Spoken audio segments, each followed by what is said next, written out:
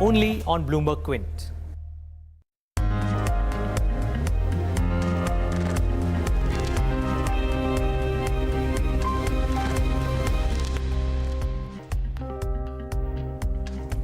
Hello and welcome to Bloomberg Quint Live. You're watching Trend Spotting. I am Shraddha Babla, and in the next 30 minutes, we will deep dive into specific trends in the market to draw out the key takeaways and its implications for investors. Let's start with the headlines. Markets continue to gain strength. The Nifty trades above the 10,200 mark. All sectoral indices trade with gains led by banks and real estate stocks. Ultratech is one of the top gainers on the Nifty after the management says it is ready to go all the way to the Supreme Court to defend its bid for Binani Cement. The US FDA has decided to pay a surprise visit to Alchem Labs' Daman facility. That is a Bloomberg Quint exclusive. And the US Fed is expected to hike interest rates today, and while it is also expected to stick to its original guidance of 3 hikes this year, it could hint at a 4th, according to Bloomberg. Right, let's first take a look at how the markets are faring at this hour. The Sensex and the Nifty continue to advance. Both are trading near the highest points of the day. Okay, they've come off a slight bit, but still gains of about 0.9%. The Sensex is trading about 300 points higher. The Nifty continues to trade about the 10,200 mark, and banking stocks have risen today. The mid-cap and the small-cap indices are also participating in today's rally, both up over 1% each. All sectoral indices are trading in the green.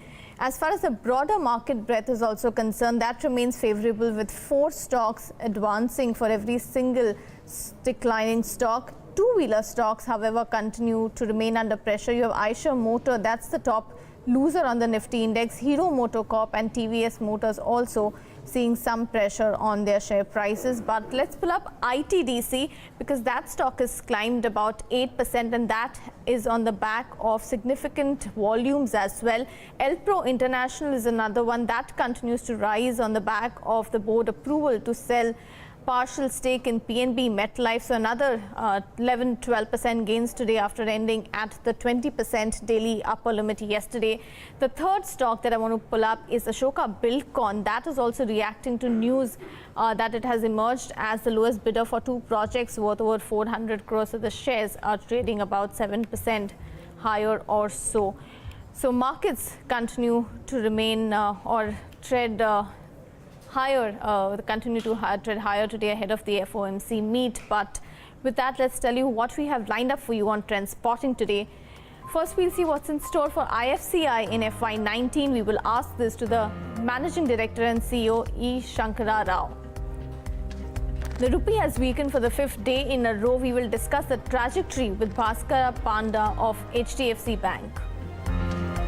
And NBCC forays into the road construction space. We discuss the prospects with its CMD Anoop Kumar Mittal. And we will continue with our coverage of the Valorem conference. VK Singh of Shreya Shipping will be joining us on the show. All right, let's first put the spotlight on IFCI. The company has been in the news over various aspects ranging from capital infusion to NCLT cases. Let's talk about this and more with E. Sankara Rao, the MD and CEO of IFCI. Good morning, sir, and thank you for joining us on Bloomberg Quint. So the Supreme Court has upheld the sale of hotel property of Blue Coast Hotels Limited. This is what you have reported this week. So will you be able to retain that 312 crore share that IFCI has? And just want to clarify, this is not a new recovery and it already reflects as a contingent liability on your books, right? Yeah, good morning and thank you for inviting to this one. We are very thankful for the Honorable Supreme Court. We got a good verdict, and this is a old case running for the last 3 years. And this 312 crores which you are talking about it's no more a contingent liability to us, because this has been properly appropriated at that point of time, and now it is closed. So we are very happy that this is not having any impact on us anymore for this particular one, and the property will be handed over to ITC. So, according to a PTI report earlier this month, IFCI had expressed interest to sell a total of 23 NPA accounts for recovering about 13,600 crores. Is this correct? And if yes, by when are you expecting to sell all these dud accounts, and what are the kind of haircuts that you're expecting? No, actually that is a very old cases in national about that interest component. Actually that is hardly around 2000 crores, and but the recovery, if you look into it, we are doing different types of recovery. One is through the NCLT process, 34 cases are there which we are going through. Other cases which we have, which are talking about that cases which we have put for ARC and other thing. We are trying even to do the OTS and some through ARC, and then trying how to get the recovery. So till date we have recovered around 1000 crores as we talk, and then going forward some more additions will be done, which is the highest recovery which we have done in this year. And going forward we feel that the NCLT cases which are there as per the process, which are with the other bankers, and as we have gone also on our own in some of the cases, we expect the results to come in the next quarter to 2 quarters. Right, sir, but with respect to the IBC cases, is there any indication of the kind of haircuts that you will be seeing, since we have already reached the resolution stage for some of the earlier RBI's first list of accounts?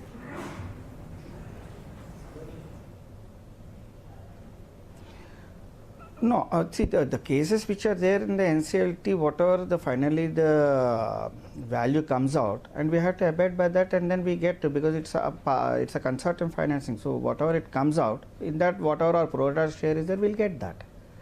So wherever one-time settlements which are there, which we are trying to do, some of the people have come, we have filed our NCLT, there we are negotiating to get the best price and then settle it off so that the recovery is made, and then the cash component comes into the system, into our accounts. So that's what we are trying to do, maximize as much as possible in this year and going forward. Okay. Sir, you just mentioned that the recoveries so far have been about 1000 crores or so. If I remember correctly, at the end of the third quarter, that is December quarter, the recovery stood at about 650 crores. So this additional 350 crores, are you saying that they have come in the months of January and February? January, February, March, and then some more we are expecting in this month, so that we will be crossing 1000 easily. That's what we are expecting as per our plans. So if that happens, then it's a maximum recovery which we have done in this year. Sir, does RBI circular of 12 February, where the earlier schemes like S4A, SDR, 525, all of these stand withdrawn with immediate effect, also apply to NBFCs like yours as well? See, in letter and spirit, because we want to be very conservative and then voluntarily want to do, so we are looking into that, but that is impact we have almost working out. It's not much of a impact we have on that new circular.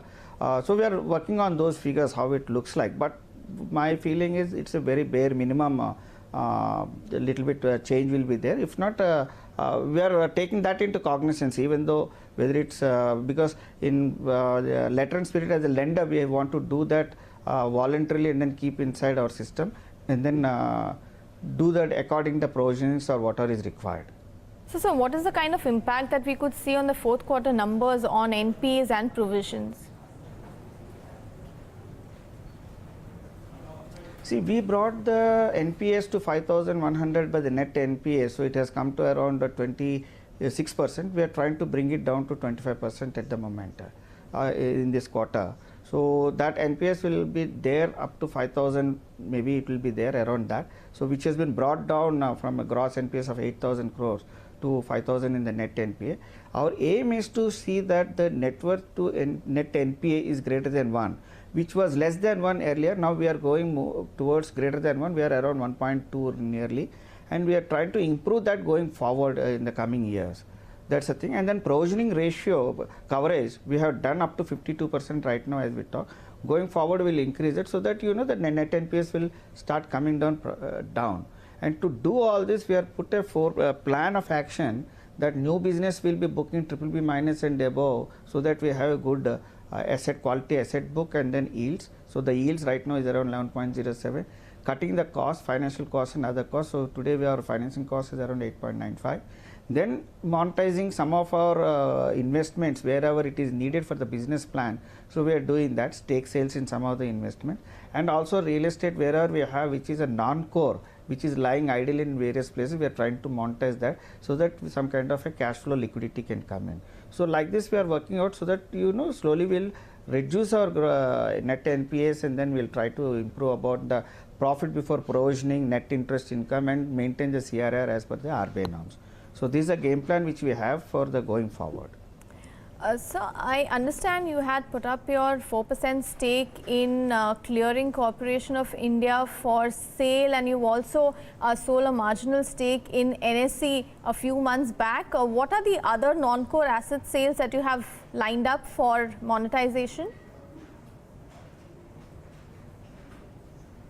See, right now these are the two. NSE one, it's as per the business requirements, quarter on quarter we are doing it. So something is in process right now for this month, which is in process, so we may be able to conclude some portion and then release some money, which is in process.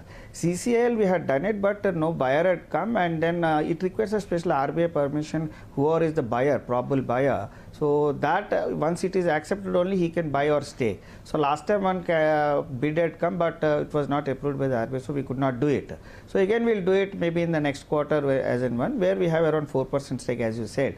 So but all four we may not do it. As in when the business requirements are there, we'll be selling some other part of the stakes to monetize that. All right.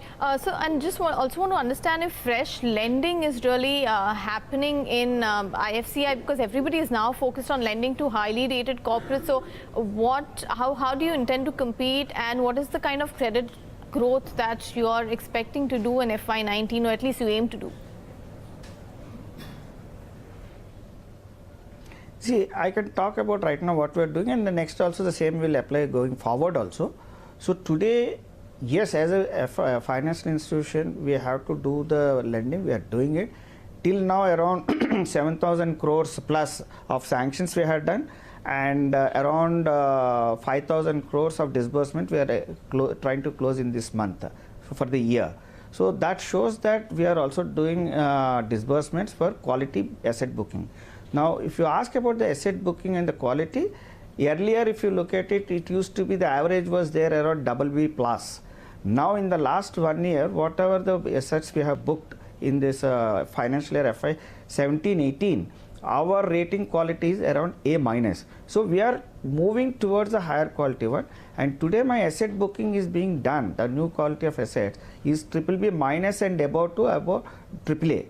So we are trying to book in this, and we have a good potential of business development which we have done. Being a NBFC, unlike a bank, I can do short, medium and long. I can do project finance, corporate finance and structured products. So my yield can go up much better by this combination of these. That's what we are trying to do. And today my yield is around 11.07, and my cost of my funding is around 8.95. So we have a good spread. So this is how we are doing, and fee-based activity also we increased it now, so that our top line goes up coming years, and also in this year. All right, thank you very much for talking to us, Mr. Rao. Pleasure talking to you, and wish you all the very best going ahead. That was the management of IFCI. They've already recovered about 650 crore worth of loans in the 9 months ended FY18, looking to see a total recovery of about 1,000 crores by the end of this March quarter. IFCI trading about 1% higher or so today.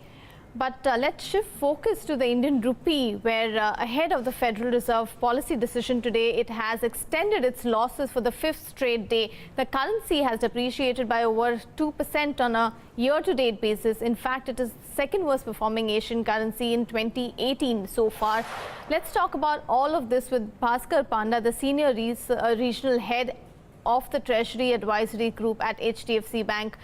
Thank you very much for speaking with us. Sir, wanted to understand what is driving the movement in the domestic currency right now. Is it the fundamentals like the current account deficit, easing inflation, the GDP data that we saw, or is it more to do with the external factors like the strengthening dollar and the economic data, strong economic data that has been coming out from US? Good morning. I think, in fact, both of the things are responsible for the movement that we have seen. in the dollar rupee rate in the last few trading sessions. And honestly speaking, even if it is worst performing currency among all the peers, I think it was needed in a way. As you said rightly, that our current account deficit has widened. In fact, if you look back, our total exports and import for last 11 months, the gap is quite large. If you look back, you see the way FIs have been behaving in the recent past. It's not a good indicator to boost our sentiment in terms of bringing in more money. The FDI also has slowed down a bit recently. So keeping all this together, a dollar rupee rate around 65p, but is something which is fairly okay to me. On the technical side, obviously, 100 DMA and 200 DMA, they are already there at 64.42 and 64.44 respectively. So that means the support lies around 64.44, 64.50, and I don't expect any movement below that. So going forward, if today's FOMC meeting, so you can expect 25 basis point hike today itself, and then on the basis of dot plot, we'll have to see whether next 3 will come in 2018 CY or less than 3. So that will depend again, will affect the currency movement in India as well. So all things together is putting a little bit pressure on the rupee at this point of time. Obviously, March end is coming, year end. So people who have not covered their positions or import positions, they are covering in the market today. So the dollar rupee movement is a combination of all external, internal, as well as the technical levels. Right. So, sir, if I can ask you, what is the range that you're expecting the rupee to trade in, say, over the next few days, or at least in the near term? I think it should be between 65 to 65.50 kind of range. I am not honestly looking at something beyond 65.50 in this month at least. So I'm not too worried about that factor. Obviously, technically it is looking pretty, rupee can go towards 65.50. Probably it can, overshoot towards 65.60 or so, but not beyond that. 65.50, 150 was the last high traded on 13th November. So technically it will stop there. All right. And on the dollar index, do you believe it has bottomed out, because it has weakened by about 9% in the last 1 year or so? So do you see any sort of upside from the current levels? See, if dollar index, my view is that it is going to remain a bit sideways, depending on the kind of news that flows from the US. I have believed, and I still believe, the dollar index will not go down too much further from below 89 or so.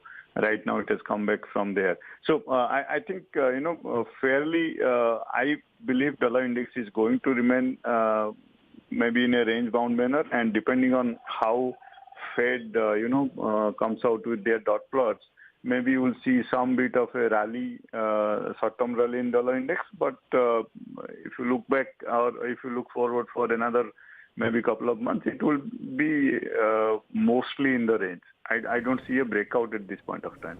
All right, Mr. Panda, thank you very much for joining us here on Bloomberg Quint. Appreciate your time. So that was the view coming in on rupee. Bhaskar Panda expects the rupee to weaken to about 65.6 in the near term. With that, let's shift focus to NBCC, which has forayed into the road construction business by winning an order worth 2,000 crores to build roads in Uttarakhand. Joining us to talk about this and more is Anoop Kumar Mittal, the CMD at NBCC. Also joining in is Nikki Mirchandani from the research team. Over to you, Nikki. Thank you, Shraddha. The company has backed an order worth 2,000 crore from Uttarakhand, and it's foraying into road construction segment. On this note, I'd like to welcome Mr. Mittal. Hello and welcome to Bloomberg Quint, sir. I'd like to understand when can we expect the revenue to start reflecting in the financial of the company, and also I'd like to understand the margin that we can expect from the road construction business. You see, this is a project on PMC basis where we are charging almost 7% our margins. And this project, in fact, the revenue booking from this project may start by end of this calendar year. It will take another 7 to 8 months to complete all formalities. Sure. Since the company is just forayed into this particular business segment, I'd like to understand if there are more new order wins that the company is expecting or looking forward from this segment. Not exactly. Still, things are under discussion with several governments, state governments, but no, project which I can mention to you, which is matured. So I'd like to understand your current order book position and also the status of these orders. How much of them are under construction and how much of them are expected to start reflecting in the financials for the next financial year? You see, order book is around 80,000 crore rupees and almost 40,000 crore rupees projects are under construction. And in next financial year, I am expecting in financial year 19 that another 15,000 crore rupees to 20,000 crore rupees projects may start. Sure. Just a follow-up to that, believe that your order book has already exceeded the kind of target that has been set out for FY18. I'd like to understand what growth targets are we expecting on order book for the coming financial year?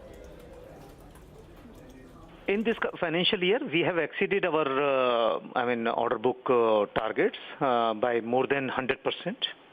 And next year target is about 20,000 crore rupees for order winning. That is internal target we have fixed for our officers. Sure. I'd also like to understand if there are any new big projects which are in the offing or are lined up, and also if you could put a number to this one. In future, next financial year, I am expecting some projects from railways, redevelopment of stations. Those will be large value projects. Should be more than 5,000 crore rupees. Sure. Just a general question last that I have for you. What kind of top line and the operational growth that you're expecting for the coming quarter as well as for the financial year, sir? For next financial year, we have kept a target of more than 30% growth in top line as well as bottom line. And this will continue for next 3 years. This is the target. All right, Mr. Mittal, thank you so much for your time. It was a pleasure speaking to you. Shraddha, back to you. Thank you, Nikki. So that was the management of NBCC making its foray into road construction space, but revenue booking from road projects only to start by the end of this calendar year. That's the word coming in from the management. But now let's shift focus to our continued coverage of Valorem Analyst Conference. Joining us now from the sidelines of the conference is VK Singh, the CEO of Shreyas Shipping. Also joining in from the research team is Somit Sarkar. Over to you, Somit. Thank you, Shraddha. So, Mr. Singh, my first question to you will be that with increasing focus of government on inland shipping, what is the kind of growth that you're expecting from the company?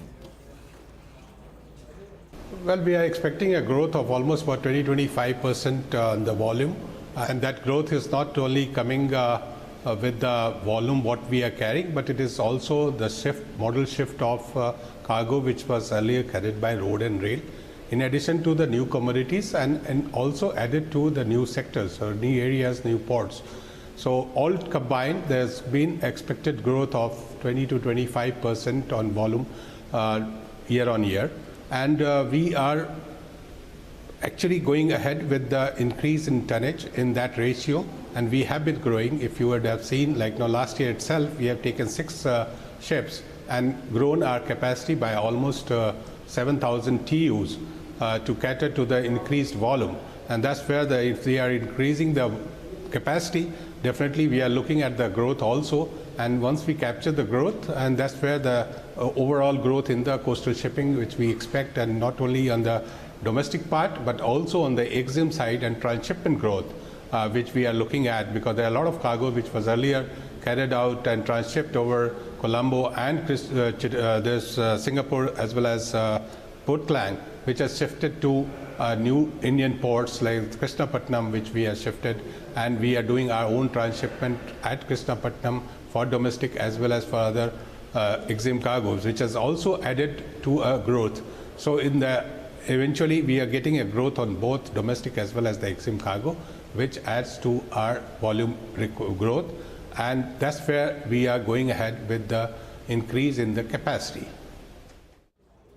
So what are your capital expenditure plans for financial year 2019?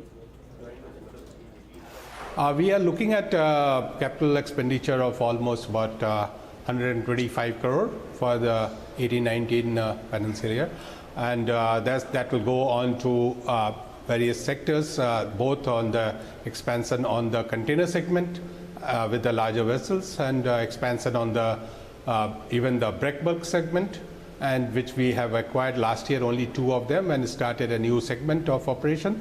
And there also we look forward to have an expansion plan and expansion on the expenditure, on the capital expenditure. And even on the new segment which we will be looking at in the inland waterways segment, which going forward. So that also we will be going ahead. And how do you plan to fund this capital expenditure? We are currently, of course, we have been doing all the debt, but definitely we continue to look for various options, and we will see what are the best options to garner this capital expenditure which we have planned. But if it is because currently it's not only for this year, but even going forward, I think 1920 also we have a plan for almost about 125 crore expenditure.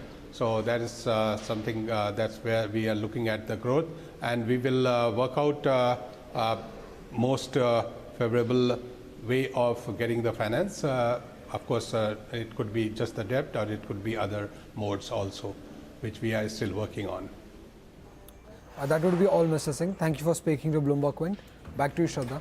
Thank you, Somit, and thank you to Mr. V.K. Singh also for speaking with us. But with that, it's a wrap on this edition of Trendspotting. Up next is Hot Money. Stay tuned in.